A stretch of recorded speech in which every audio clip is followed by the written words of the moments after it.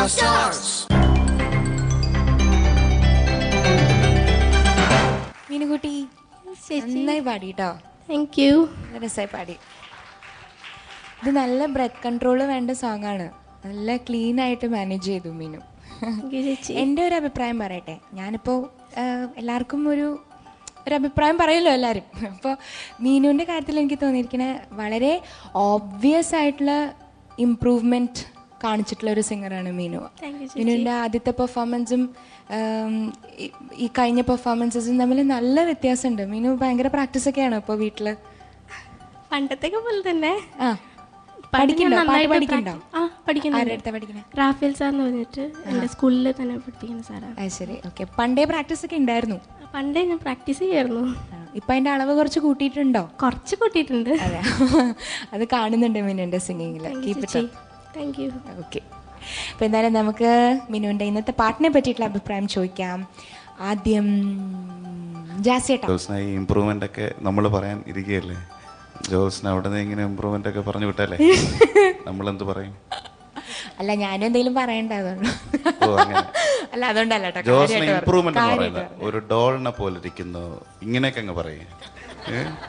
ഡോളിനെ പോലെ ഇരിക്കുന്നു, on that not anyways, ഇതൊക്കെ ജോത്സ്നയ്ക്ക് പറയാം.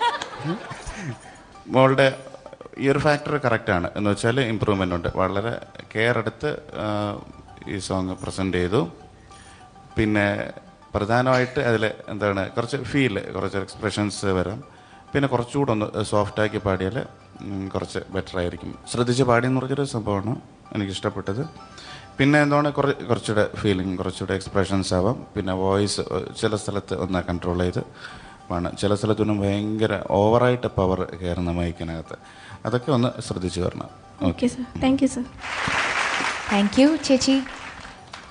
മിനു, ജ്യോത്സ്ന പറഞ്ഞമാര് തന്നെ എന്താ പറയണ്ട, ഇമ്പ്രൂവ്മെൻ്റ് ഉണ്ട് തീർച്ചയായിട്ടും. കഴിഞ്ഞ പ്രാവശ്യത്തെ ഇതുവരെ കണ്ട പെർഫോമൻസിലും ബെറ്റർ ആയിരുന്നു ഇന്നത്തെ പെർഫോമൻസ് എന്ന് പറയാം. നല്ല ബ്രെത്ത് കൺട്രോൾ ഉണ്ട്, അത് മോളുടെ ഒരു പ്ലസ് പോയിൻ്റ് ആയിട്ട് തോന്നി. പിന്നെ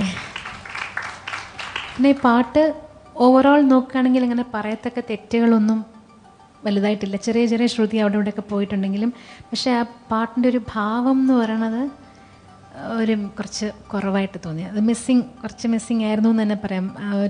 പിന്നെ മോളുടെ വോയിസ് ചില സ്ഥലത്ത് ഒരു ഡിസ്റ്റർബൻസ് വരുന്നുണ്ട് തൊണ്ടിൽ. അത് വെള്ളിയെന്നൊന്നും പറയാൻ പറ്റില്ല, പക്ഷേ ശബ്ദത്തിൻ്റെ കൂടെ ഒരു ഡിസ്റ്റർബൻസ്, എന്താ പറയുക, കഫമൊക്കെ ഇരുന്ന് കഴിഞ്ഞിട്ട് അത് വെച്ചിട്ട് പാടുമ്പോൾ ഒരു ഡിസ്റ്റർബൻസ് പോലെ ക്ലിയർ അല്ല വോയിസ്.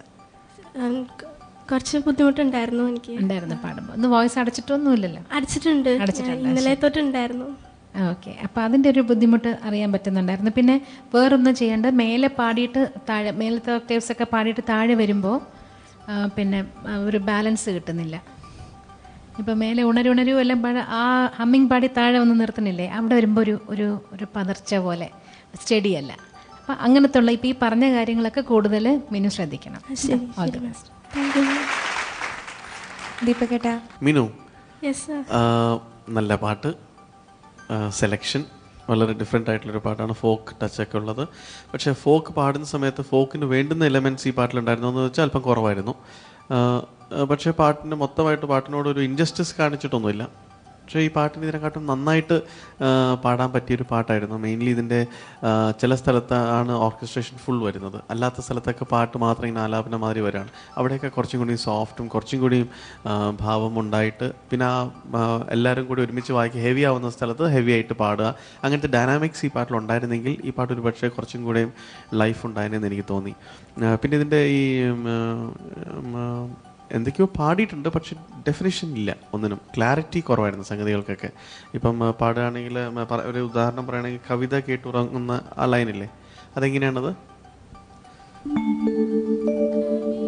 കവിത കേട്ടുറങ്ങുന്ന പൂവേ, ഫസ്റ്റ് മുമ്പേ ആദ്യത്തെ പ്രാവശ്യം അത് പാടി കവിത കേട്ടുറങ്ങുന്ന അവിടെ അങ്ങനെയല്ല ചിത്ര ചേച്ചി, അതൊന്നും അവിടേക്കാണ് ഡീറ്റെയിൽസ് മിസ്സിംഗ് എന്ന് ഞങ്ങൾ പറഞ്ഞില്ലേ, അതൊക്കെ വരണം. അതിലാണ് ആ പാട്ടിന്റെ ഏറ്റവും സുഖമുള്ള ഭാഗവും പാടാൻ പ്രയാസമുള്ള ഭാഗവും അത് നല്ല ക്ലീൻ ആയിട്ട് വീഴുക എന്നുള്ളതാണ്. ചിത്ര ചേച്ചി അതൊന്ന് പറഞ്ഞു കൊടുക്കുകയാണെങ്കിൽ കുറച്ചും കൂടി നന്നായിട്ട്. ഇല്ല, ചിത്ര ചേച്ചി പാടുമ്പോൾ ഞാനും ജാസിയും കളിയാക്കും എന്നുള്ളൊരു വിചാരം ചിത്ര ചേച്ചിക്കുണ്ട്.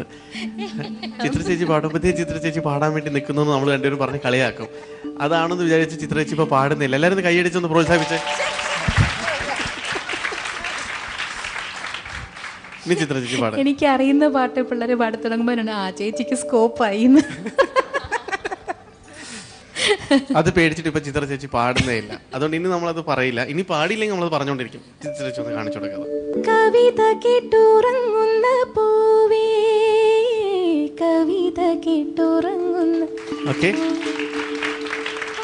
കവിത കേട്ടുറങ്ങുന്ന പൂവേ, കവിത കേട്ടുറങ്ങുന്ന അതും എന്നുള്ള പകരം കൈവിട്ട് പോകുന്നത് കണ്ടോ. പക്ഷെ അത് അങ്ങനെ കുറച്ചും കൂടി പ്രാക്ടീസ് ചെയ്താൽ അത് ക്ലിയർ ആയിട്ട് കിട്ടിക്കഴിഞ്ഞാൽ ഈ പാട്ടിന്റെ ഫീൽ പെർഫെക്റ്റ് ആവും. പക്ഷെ ഒരൊറ്റയടിക്ക് കേൾക്കുകയാണെങ്കിൽ ഓൾമോസ്റ്റ് റെക്കോർഡ് പോലെ തന്നെ തോന്നും. ഡീറ്റെയിൽസിൽ പോയി കഴിഞ്ഞാൽ ഇതെല്ലാം മിസ്സിംഗ് ആയിരുന്നു പാട്ടിൽ. ഇങ്ങനത്തെ കാര്യങ്ങളാണ് മീനു കൂടുതലും ശ്രദ്ധിക്കേണ്ടത്.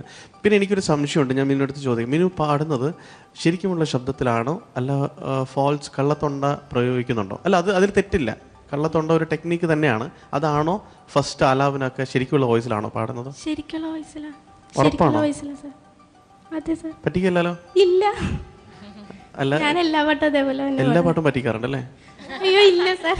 ഓക്കെ. അല്ല, പെട്ടെന്ന് കേൾക്കുമ്പം അതൊരു ശരിക്കുള്ള ശബ്ദമാണോ അല്ല കള്ളത്തൊണ്ടയിൽ പാടുന്നതാണോ എന്നുള്ളൊരു സംശയം നമുക്ക് ഭയങ്കരമായിട്ട് തോന്നാം.